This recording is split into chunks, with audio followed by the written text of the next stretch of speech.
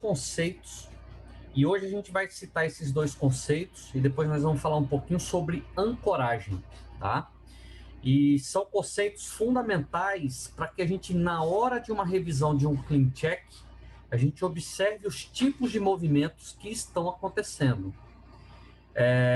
Os sistemas consistentes e inconsistentes, eles são importantes para que a gente consiga gerar um limite entre esperar que o alinhador faça todo o movimento sem a gente fazer uma intervenção de algum recurso auxiliar e os inconsistentes quando necessariamente a gente vai precisar fazer uma intervenção de algum sistema auxiliar.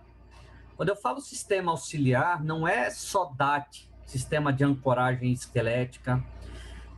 Às vezes é o uso de um elástico de classe 2, às vezes é um binário, ou um cantilever, um power arm, por exemplo.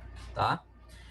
Os sistemas consistentes é regido por quando a ortodontia ele tem um efeito de ação e reação.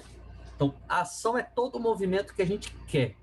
É como se a gente pegasse um incisivo e quisesse fazer uma inclinação vestibular desse incisivo, ou uma distalização de molar. Quando eu faço uma distalização de molar, todo o efeito colateral ele se concentra no apoio dos dentes anteriores. Então ele projeta os incisivos para vestibular.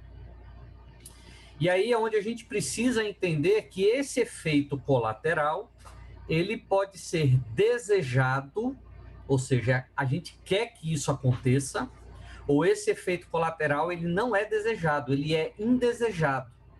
E quando ele é indesejado, a gente precisa neutralizar esse efeito colateral ou minimizar esse efeito colateral.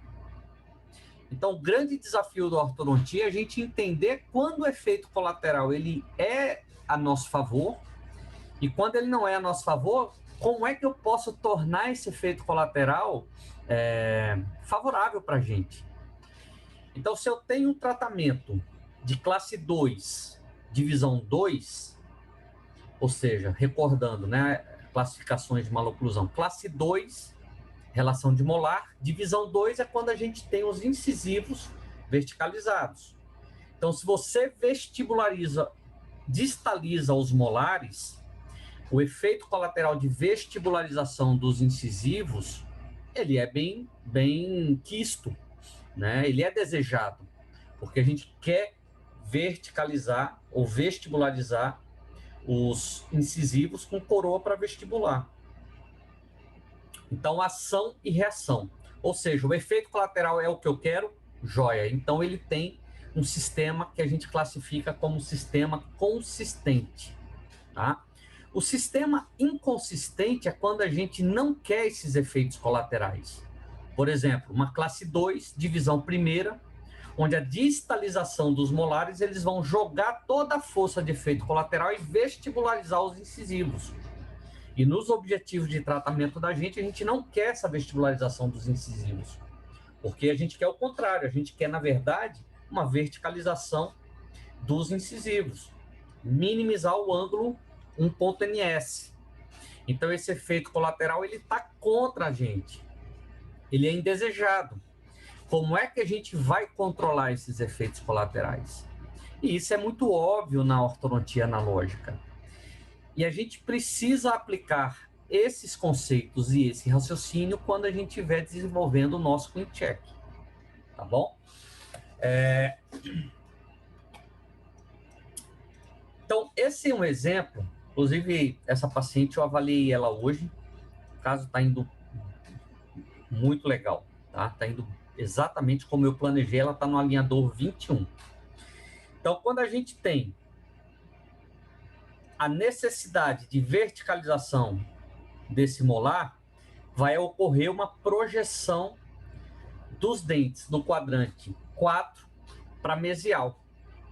Se eu tenho um canino,